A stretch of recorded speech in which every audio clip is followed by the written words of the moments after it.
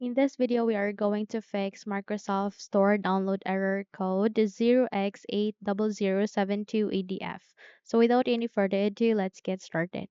First of all, I want you to navigate to the proxy settings. Navigate here at the start, make a right click, scroll up and click on settings.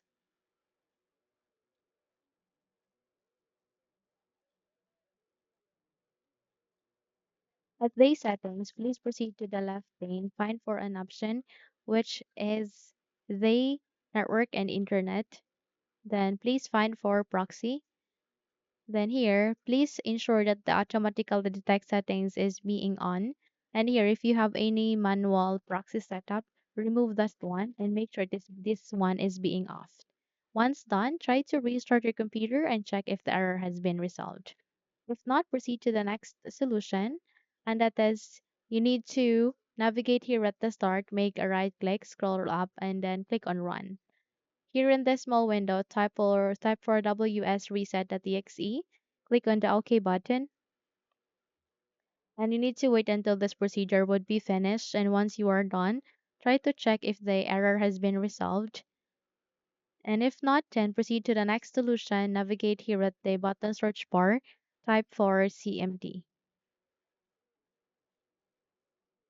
If the command prompt has been seen under the best match, click on Run as Administrator. And if your user account control would ask you to say yes, click on yes so that you can continue on running the window. So here we need to flash the DNS. Type or paste for ipconfig space forward slash flash DNS. Don't worry because I'll be including these commands at the YouTube description. Click on the enter key. Once you have successfully flashed the DNS resolver cached, type for net is setched or simply copy and paste it here. Winsock reset.